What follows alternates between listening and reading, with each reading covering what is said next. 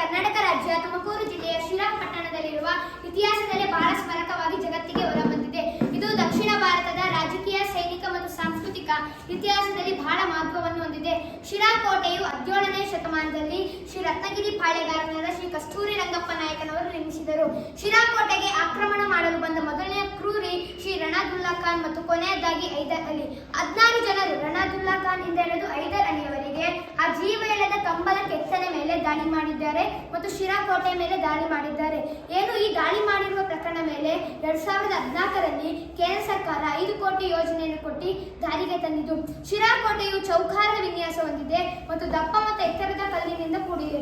ಶಿರಾಕೋಟೆಯು 26 ಎಕರೆ 4 ಗುಂಟೆ ಭೂಪ್ರದೇಶವನ್ನು ಹೊಂದಿದೆ. ಶಿರಾಕೋಟೆಗೆ ಸೇರಿದ ಶ್ರೀ ಮಾರಮ್ಮನ ದೇವಸ್ಥಾನ ಶ್ರೀ ರತ್ನಗಿರಿ ಸಾಮ್ರಾಜ್ಯದ ಒಡೆಯನಾದ ಕಸ್ತೂರಿ ರಂಗಪ್ಪ ನಾಯಕನವರು ಆರಾಧಿಸಿಕೊಂಡು ಬಂದ ಮಾರಮ್ಮನ ದೇವಸ್ಥಾನ. ಶಿರಾಕೋಟೆ ಒಳಗಿರುವ ಪ್ರಮುಖ ಸ್ಮಾರಕಗಳು ಕಲ್ಯಾಣಿ, ನೀರಿನ ಸಂಗ್ರಹ ವ್ಯವಸ್ಥೆಗಳು, ಅರಮನೆ, ಕೆರೆಗಳು, ಬಾವಿಗಳು. ಪ್ರಮುಖವಾಗಿ ಕಲ್ಯಾಣಿಯನ್ನು ನಿರ್ಮಿಸಕ್ಕೆ 100ರಿಂದ 150 ಜನ ಸೈನಿಕರ ಶ್ರಮ ಕೆಲಸ ಮಾಡಿದ್ದಾರೆ ಮತ್ತು ರಾಜ ಕಸ್ತೂರಿ ರಂಗಪ್ಪ ನಾಯಕ ಭದ್ರತೆಗೋಸ್ಕರ ಕೋಟೆಯ ಸುತ್ತ ನೀರು ನಿಲ್ಲುವ ತರ ಭದ್ರತೆಯನ್ನು ವಹಿಸಿದರು.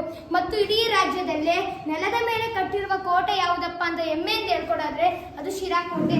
ನಾನು ರಾಜ್ಯ ಸರ್ಕಾರಕ್ಕಾಗಲಿ ಕೇಂದ್ರ ಸರ್ಕಾರಕ್ಕಾಗಲಿ ಮನವಿ ಮಾಡಿಕೊಳ್ಳುವುದೇನೆಂದರೆ ಶಿರಾಕೋಟೆ ಇತಿಹಾಸವನ್ನು ತೋರಿಸಿ ಶಿರಾಕೋಟೆಯನ್ನು ಬೆಳೆಸಿ ಮತ್ತು ಮಂದಿರಗಳನ್ನು ಕಟ್ಟಿದ ಧರ್ಮಾತ್ಮ, ಕೆರೆ ಕಾಲುವೆಗಳ ತೋಡಿದ ಪುಣ್ಯಾತ್ಮ, ಪರಭಾಷಿಕರ ಕರೆದ ಪ್ರೇಮಾತ್ಮ, ಕುಲಕಸುಬುಗಳ ಪೋರೆ